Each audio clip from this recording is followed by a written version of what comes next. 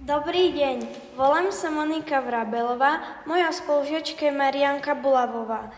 Sme žiačky 6. ročníka na ZŠ v Liptovskej Tepličke.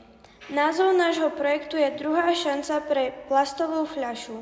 Cieľom nášho projektu bolo nájsť jednoduchý spôsob, ktorým by sa dala vyrovnať pokrčená plastová fľaša. Postupovali sme takto. Najskôr sme sa spýtali viacerých ľudí, ako by sa dala vyrovnať pokrčená plastová fľaša. Väčšina odpovedala, že treba do nej fúknuť. Iba jedna osoba navrhla, že by bolo vhodné do vody vo fľaši dostať plyn, napríklad použitím nejakej šumivej tablety. Urobili sme niekoľko pokusov. Keď sme do pokrčenej fľaše naliali vodu a pridali šumivú tabletku, ale fľašu nechali otvorenú, nevyšlo to. Keď sme však fľašu s vodou a šumivou tabletkou zatvorili, postupne sa vyrovnávala. Najlepší výsledok sme dosiahli pri naliatí teplej vody. Snažili sme sa vysvetliť, prečo sa fľaša správala práve takto. Vo fyzike sme sa učili, že plyny sú rozpínavé.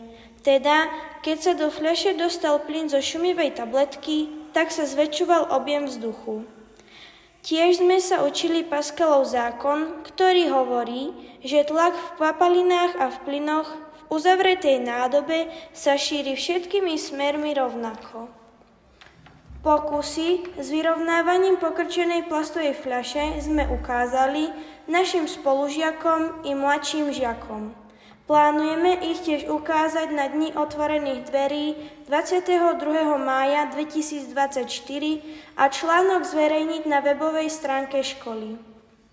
V minulosti pokrčené plastové fľaše ľudia väčšinou hneď vyhadzovali. V lepšom prípade do triedeného zberu, v horšom voľne do okolia domov a do prírody, čím znečisťovali životné prostredie. Teraz sa použité, najmä pokrčené plastové fľaše dávajú recyklovať. V našom projekte sme ukázali, že pokrčené plastové fľaše sa dajú ešte vyrovnať a opakovane použiť. Môžeme si do nich naplniť rôzne tekutiny.